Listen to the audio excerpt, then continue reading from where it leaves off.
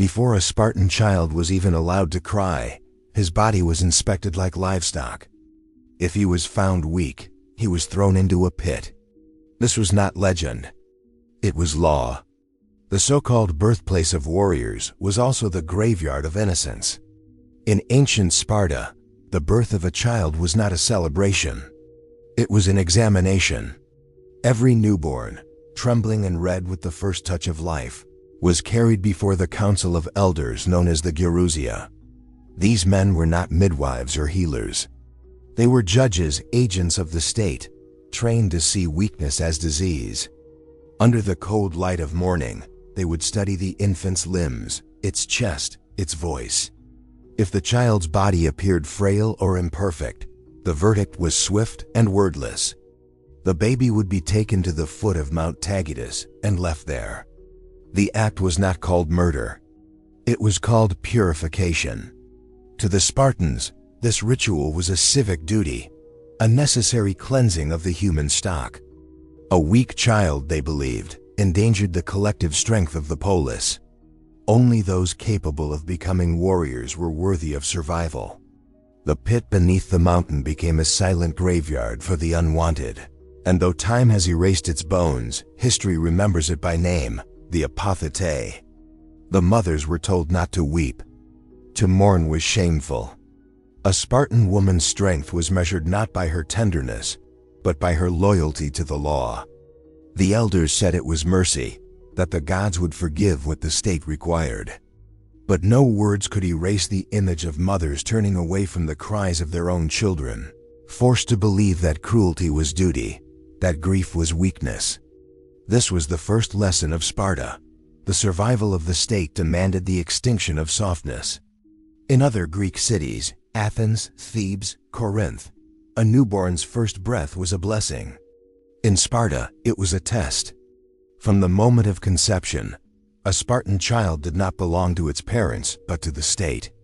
Every body, every heartbeat, every drop of blood was an offering to the collective ideal. Individuality had no place in this world. The law saw only the future soldier, not the soul inside him. For centuries, the ritual continued, unchallenged, unquestioned. Foreign travelers spoke of it with horror. The historian Plutarch wrote that Sparta reared no defective child, recording the practice not as myth but as civic reality. Archaeologists later uncovered bones near Taygetus consistent with infant remains, adding a cold physical echo to the ancient accounts. Yet in Sparta, it was never seen as barbarism. It was seen as virtue, a necessary cruelty to preserve purity.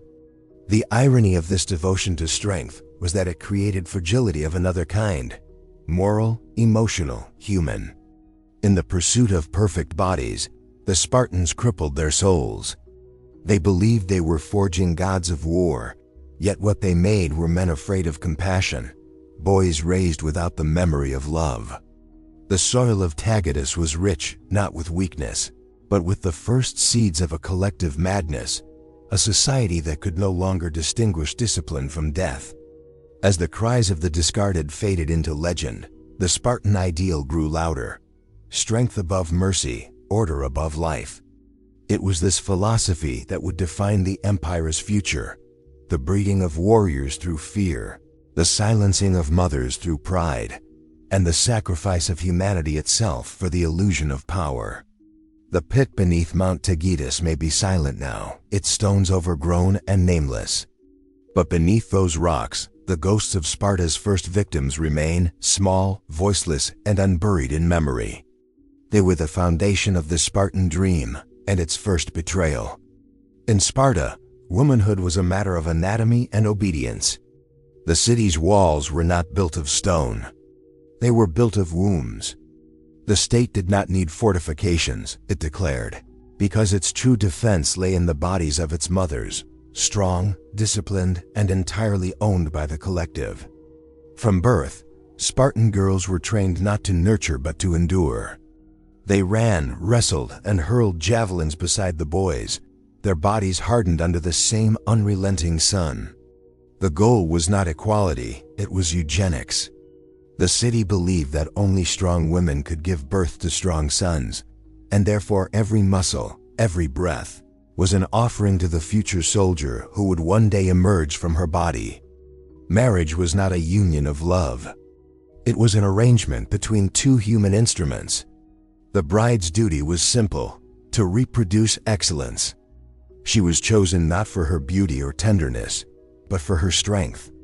On her wedding night, she would have her head shaved and be dressed like a man, a symbolic transformation meant to strip her of individuality and softness. Her husband would come to her in the dark, unseen, to perform his civic duty. They rarely lived together. The relationship was functional, not emotional, a mechanical continuation of the state's experiment in selective breeding. If a husband was deemed physically unfit to father a child, another man, often stronger, younger, or more esteemed in battle, could be permitted to impregnate his wife. It was not scandal. It was policy. The city decided who could breed with whom, guided by the belief that love was weakness and passion was wasteful. To desire one person was selfish. To reproduce for the state was divine. The historian Xenophon wrote that Spartan women were the mothers of heroes. But their heroism was born from deprivation, not freedom. They were praised for not mourning, celebrated for sending sons to die without tears. "Return with your shield or on it," they told their sons, a phrase carved into the mythology of Sparta, but rarely understood for its horror. It was not pride that shaped those words. It was fear. A mother who wept would be condemned as a traitor to the ideal of discipline. Her grief would stain the name of her family. So she learned to hide it, to swallow it until silence became her only language. The paradox of Sparta's women was cruel. They were freer than most women in Greece, allowed to own land, to speak boldly, to be educated. Yet their freedom was a mirage, designed to serve a deeper captivity. Their strength was never theirs to use. It belonged to the unborn, to the city, to the endless machine of war. Through generations, the system turned motherhood into statcraft. Spartan women were told that their worth was measured not by who they were, but by the bodies they produced. To die in childbirth was seen as equivalent to dying in battle, the only two noble deaths permitted in their society. In both, blood was the price of belonging. Beneath the surface of Sparta's glory, there was no tenderness, only the echo of command. The women's laughter in training fields masked the emptiness that followed at night, when affection was forbidden and children were property of the state. They had become, in every sense, mothers of stone, shaped by law, emptied of softness, and destined to give birth to men who would never remember their faces. Their legacy was strength carved from sorrow, the silent foundation of a world where love itself was considered weakness. At the age of 7, a Spartan boy ceased to be a child. He became state property. The moment he was taken from his mother's arms, he entered the Agay, the state's brutal training system that would shape him into the image of the perfect warrior. It was not education. It was indoctrination. The Agi was designed to erase compassion, to grind away individuality, and to mold a body that obeyed without hesitation. The boys lived in barracks, cold and hungry, their heads shaved, their clothes reduced to a single cloak that they wore in every season. They slept on reeds plucked from the riverbanks, taught to endure the bite of insects and the chill of night without complaint. The instructors beat them regularly, not as punishment, but as practice, an exercise in silence and control. To cry out in pain was disgraceful. To remain still was honor. Food was scarce by design. Hunger was a lesson in self-reliance. The children learned to steal, not for rebellion, but survival. The law encouraged it, but with a cruel condition. If they were caught, they were beaten mercilessly, not for the theft, but for their failure. Deception was a virtue, honesty a flaw.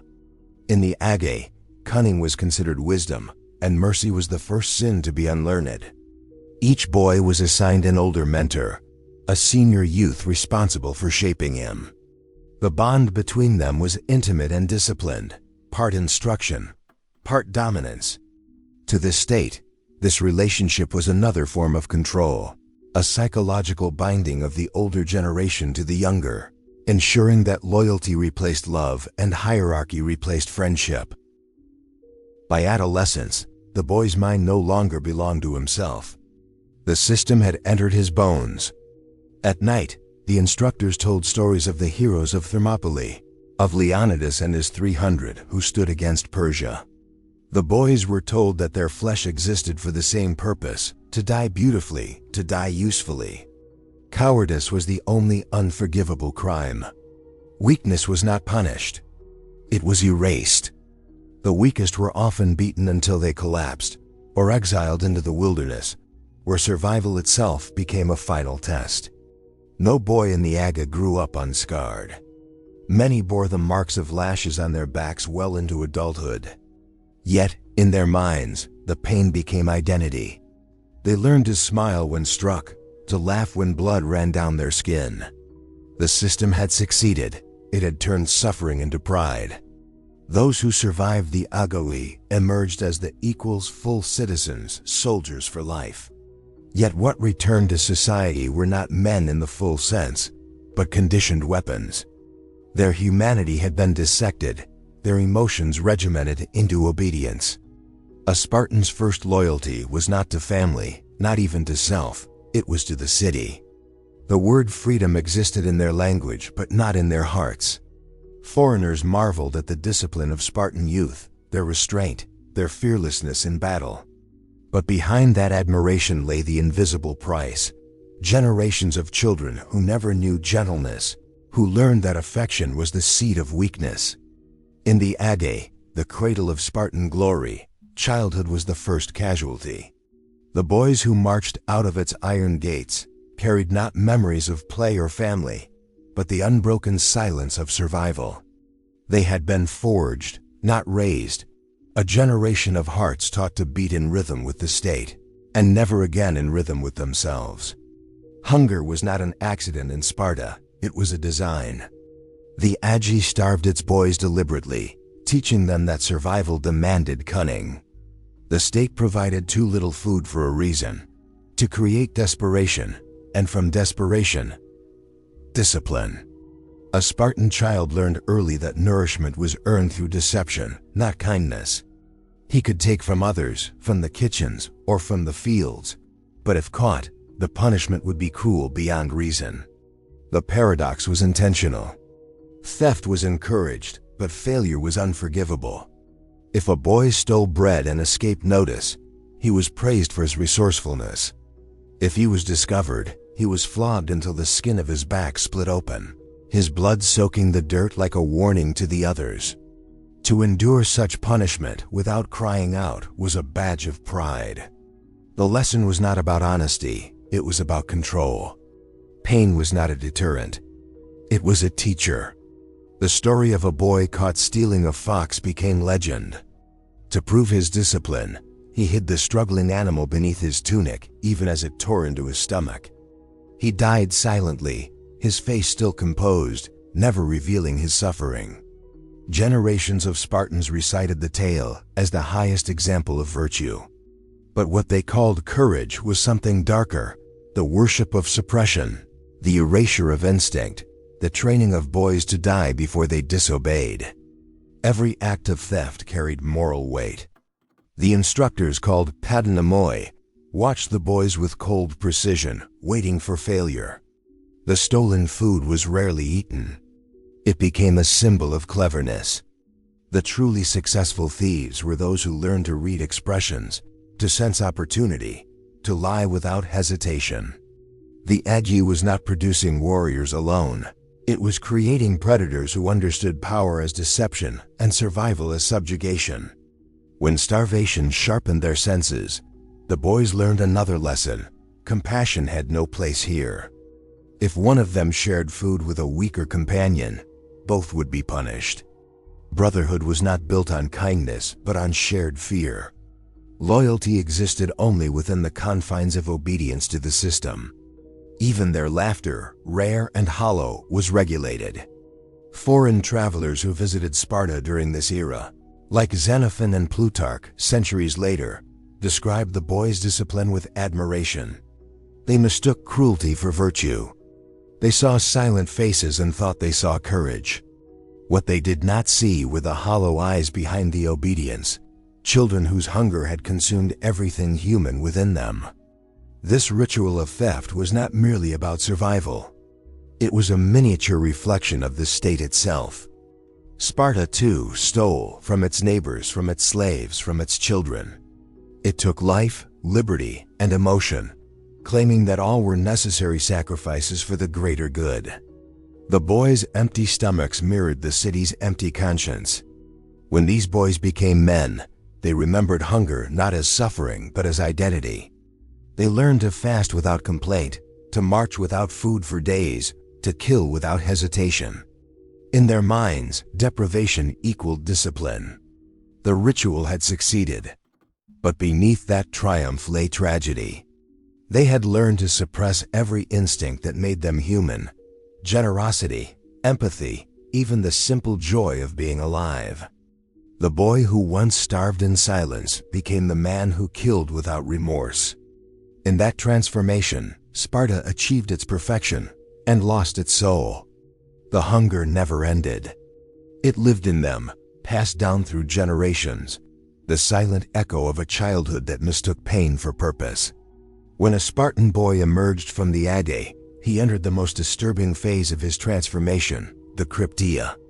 It was a rite of passage so secret that even ancient historians debated its purpose. To the Spartans, it was a test of manhood. To the rest of Greece, it was legalized murder. Each year, as part of the ritual, the Spartan magistrates, the ephors, declared war on the helots, the enslaved population that farmed land and fed the state. By officially declaring war, they made it lawful for young Spartans to kill without sin. What followed was a season of sanctioned terror. The chosen youths, often no older than 18, were sent into the countryside with daggers, little food, and no armor. They traveled only by night, hiding by day, moving like shadows through the farmlands of Laconia. Their mission was simple: to kill helots, silently, efficiently, and without remorse.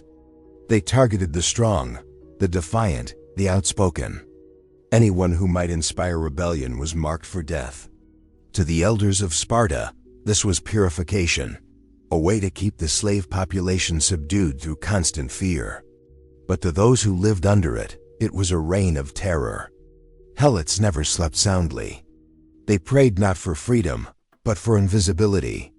A torchlight in the dark, a knock at the door, the rustle of leaves, any sound could mean death.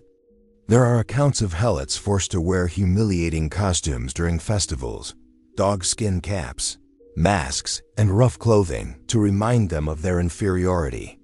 They were sometimes made to get drunk in public so Spartan youth could mock them and learn the dangers of excess. Yet behind this cruelty lay constant paranoia. The Spartans lived surrounded by people they feared. The cryptia was both a purge and a performance, a ritual designed to keep that fear alive on both sides. Some ancient writers like Plutarch described the cryptia as a brutal survival test, young warriors proving their stealth and endurance. Others saw it for what it was: a psychological conditioning program that taught boys to kill their fellow humans without hesitation or guilt. It was not about defense.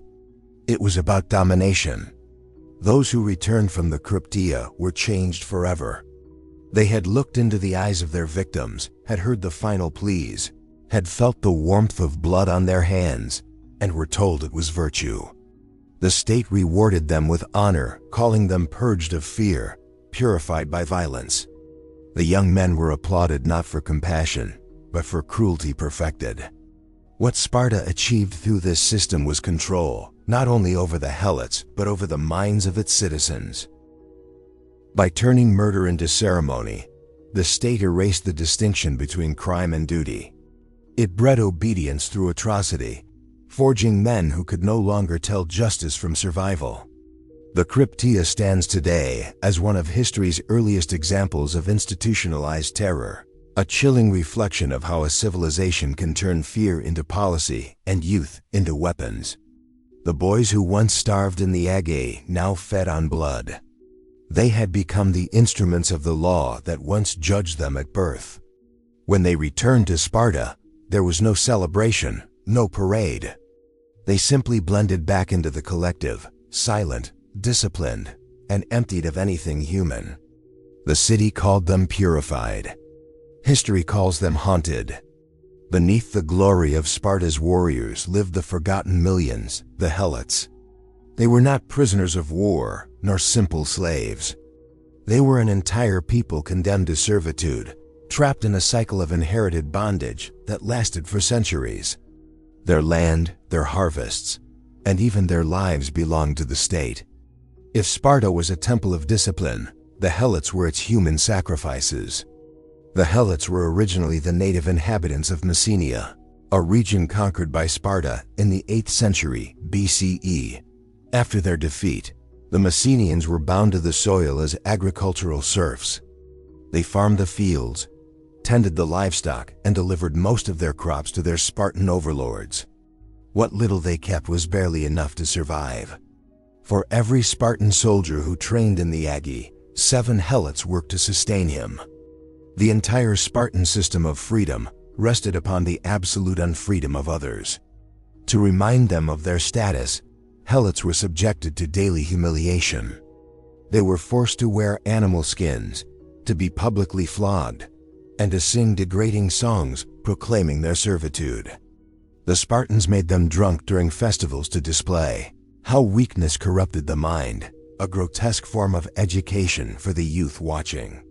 Their degradation was a performance of control. Yet the Spartans feared them more than any foreign army. The Helots outnumbered citizens many times over. Every harvest brought the possibility of revolt, and every revolt was answered with slaughter. The cryptia, that ritual of silent killing, was not just a test for young warriors. It was a calculated act of terror to keep the Helots submissive through fear. Even the smallest whisper of disobedience could lead to collective punishment. Entire families could vanish overnight, their fields left untended as warnings. Some ancient historians suggested that Spartans killed thousands of Helots under the pretext of ceremonies or purifications. The most infamous occurred after the Persian Wars, when the state proclaimed that brave Helots would be freed for valor. 2,000 answered the call and were never seen again. The massacre was never recorded in official Spartan chronicles. Silence, as always, was part of the system. To be born a Helot was to live in a nightmare without dawn. They were neither property nor citizens, existing in a void between humanity and law. The only escape was death. Their children were condemned from birth to the same unending servitude, a generational curse that defined Spartan society as much as its soldiers did. In their suffering, the Helots revealed the hidden weakness of Sparta, its dependence on cruelty. The warrior elite boasted of self-sufficiency, yet without the labor of the enslaved, they would have starved. The iron discipline of the soldier was built upon the broken backs of those who plowed and harvested in silence. The very perfection Sparta worshipped was nourished by blood and humiliation. And yet, even under such tyranny, whispers of resistance survived. Revolts erupted, most famously the Messenian uprisings, where Helots fought fiercely before being crushed. Their rebellion was not just a fight for land, it was a plea for humanity in a society that had forgotten the meaning of the word. The Helot curse endured for generations, and when Sparta finally fell, it was not conquered by an army greater in strength, but by the weight of its own cruelty. The empire that prided itself on discipline rotted from within, undone by the injustice it had institutionalized. Beneath every Spartan victory, beneath every tale of valor, there lay the footprints of the enslaved, a reminder that the foundation of heroism was built upon the bones of the voiceless. In Sparta, even intimacy was a function of the state. Love, affection, and choice, These were luxuries reserved for poets and dreamers of other cities. The Spartans had no patience for such weaknesses. Their marriages were planned like campaigns, and their unions measured not by emotion, but by the potential of the offspring they could produce. The state viewed reproduction as strategy. The council of elders and magistrates had the right to interfere in a marriage, to dissolve or permit it, and even to command couplings between individuals whose physical traits promised stronger descendants. Beauty, tenderness, or personal desire played no part in the decision. In Sparta, bodies were tools, instruments of survival, bound by law and shaped by expectation. On her wedding night, a Spartan bride was shorn of her hair and dressed in a man's cloak. The ritual was symbolic, a stripping away of softness, a gesture that erased her individuality. Her husband would visit her only in darkness, never lingering beyond the act itself. Most did not live together. Their meetings were brief and secret, arranged like military orders. The child conceived from this union was not theirs, but the state's. If a man grew old without producing healthy sons, the state could instruct his wife to bear children by another.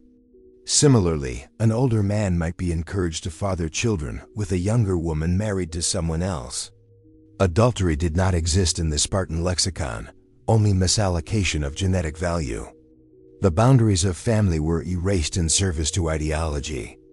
The philosopher Lycurgus, Sparta's legendary lawgiver, was credited with these reforms. His vision was not romantic but utilitarian, to breed strength as one breeds war horses. The goal was not happiness but endurance. And for centuries, the city obeyed. It turned the most personal act of human connection into an extension of policy. To the outside world, the Spartan woman was envied, bold, outspoken, physically strong, and free to move without the veils that bound her Athenian sisters. But this freedom was an illusion. She belonged entirely to the will of the collective. Her value began and ended with her fertility. Her body was her duty, her womb a national resource. Mothers were honored only through their sons.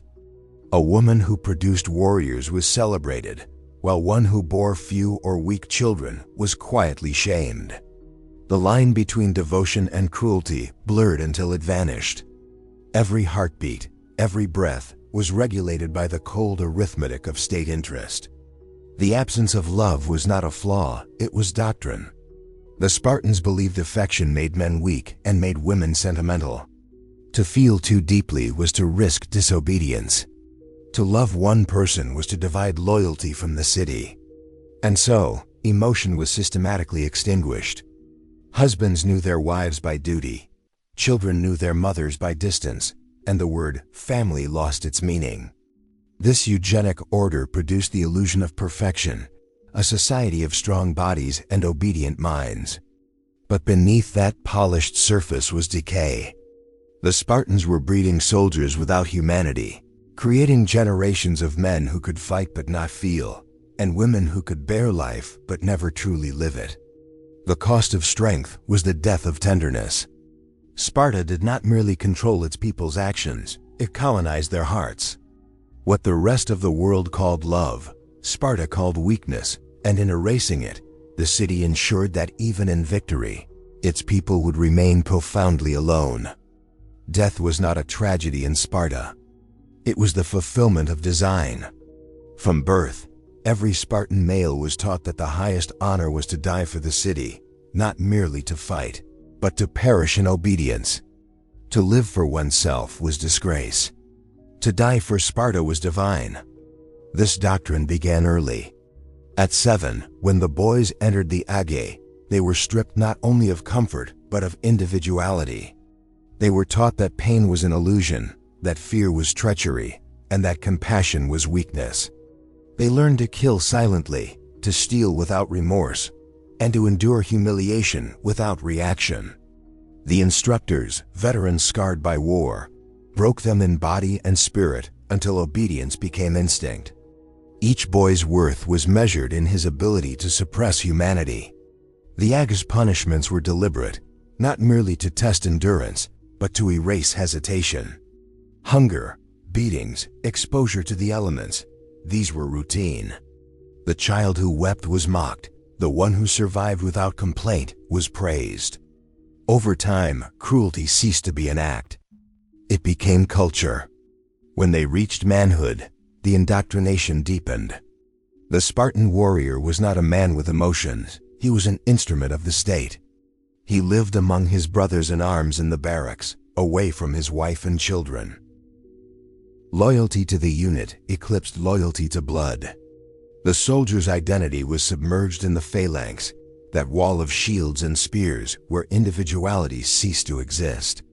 To fall in formation was considered a sacred death. A Spartan corpse was not wept for. It was revered. Mothers were forbidden to mourn publicly. Instead, they were expected to utter the city's cruelest blessing, "Come back with your shield, or on it." It was a command that stripped maternal love of its last refuge. Even grief was regulated. The battlefield became Sparta's altar. Each campaign, whether against Helot revolts or foreign enemies, was framed as purification, a ritual offering to preserve the city's supremacy. Killing was duty, and dying was sanctification. No soldier's body was left to rot without ceremony. Yet the ceremony was not for him, but for the ideal he embodied. The man's death meant nothing. The idea lived on. When Leonidas and his 300 warriors marched to Thermopylae, their defiance became legend. But behind the poetry of their sacrifice was the same cold doctrine that had governed every Spartan generation: obedience until death, loyalty until erasure. They fought not for glory or conscience, but because they had been taught since infancy that disobedience was worse than annihilation. For those who returned alive, survival was shame. A Spartan who fled was stripped of citizenship, excluded from meals, and forced to live in silent humiliation. Even his family bore the mark of dishonor. Cowardice, no matter the reason, was an unpardonable sin. To live when others had died was to betray the foundation of the state itself. This obsession with sacrifice hollowed the people from within. They had created a society that revered death so completely that it forgot how to live. Their discipline inspired awe across Greece, but it also inspired fear, not of their weapons, but of what they had become: a civilization that replaced empathy with efficiency and humanity with obedience. Sparta's strength was absolute, but like all creations born from cruelty, it carried its own doom. For a people who worshipped death, destruction was inevitable. And in their pursuit of immortality through sacrifice, the Spartans ensured their legacy would endure, not as heroes, but as a warning written in blood and silence. There was no sound more sacred in Sparta than silence, especially the silence of mothers. When a son died in battle, she was not to cry. Tears were treason. Grief was disobedience. The Spartan woman was told from girlhood that her womb belonged to the city, that her sons were born not for her embrace, but for the phalanx, and that their deaths were not loss, but fulfillment.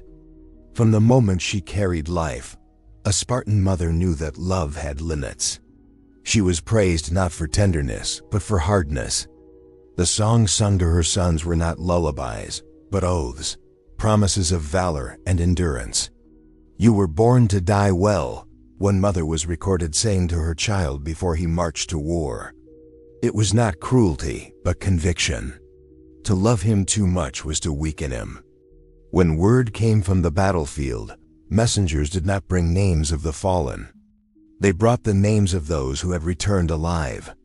To be told one's son had survived was sometimes met with visible unease, shame cloaked in restraint. But when a woman heard her son had perished, she walked with her head high through the city's stone streets, her face empty of tears. The silence of the grieving mother became Sparta's proudest symbol. Plutarch tells of one who learned that all 5 of her sons had died in a single day. She asked no questions, showed no sorrow. "I did not ask how many died," she said. "I asked if Sparta was victorious." Only when the messenger nodded did she allow herself to breathe. This was what it meant to be virtuous in Sparta, to suffocate grief beneath duty. The state celebrated such women. Songs were written in their honor, and temples bore their names. But beneath that steel facade was quiet devastation. No historian wrote of the nights when they sat alone, hands trembling over the absence of touch, the echo of voices lost to war. They had been trained to suppress even their most natural human impulse, to mourn their own blood. Those who wept were punished by shame. The city called them cowards. The same laws that glorified death also forbade sorrow. Even a mother's instinct, the oldest force in humanity, was subject to control. Sparta's cruelty was not merely in its wars or punishments, but in its success at severing emotion from existence. To build warriors, it unbuilt mothers. To forge courage, it destroyed comfort. In a land where death was duty and love was weakness, women became monuments of endurance, their hearts buried beneath centuries of silence. Their faces do not appear in marble reliefs, their names are not carved in stone. Yet their suffering, restrained, voiceless, and eternal, was the true foundation of Spartan glory. Without their submission, the system would have crumbled. Without their silence, the illusion of strength would have cracked. They were the invisible victims of perfection, the mothers who did not weep, not because they felt no pain, but because they were forbidden to feel it. In their restraint lay the final proof of Sparta's triumph and its deepest tragedy. Centuries have passed, yet the name Sparta still conjures admiration, discipline, valor, strength. It is the symbol of endurance in textbooks, the model of bravery in art, the fantasy of perfection in popular memory. But behind the legend lies the truth, a civilization that perfected obedience by extinguishing compassion. The world remembers the warriors who died at Thermopylae, not the infants cast from Mount Taygetus. It celebrates the courage of the few who stood against Persia, not the slaves, the helots, whose endless labor sustained that courage. History polished Sparta's brutality into myth, turning cruelty into character and suffering into heroism. The ideal of the Spartan warrior became a template for future tyrannies, empires that praised discipline above empathy, strength above mercy. Even modern societies have invoked its image, forgetting that beneath its armor lay starvation, fear, and indoctrination. Sparta's glory was not born of freedom, but of control. Every breath its people took was measured, every emotion confined within the city's cold design. By the 4th century BCE, the same system that once made Sparta invincible began to destroy it. The population dwindled. Few men could meet the standards required of citizenship. Wealth concentrated in a handful of families, while the majority, once proud soldiers, slipped into poverty. Women inherited property but not peace. They lived in houses haunted by memories of sons who never returned.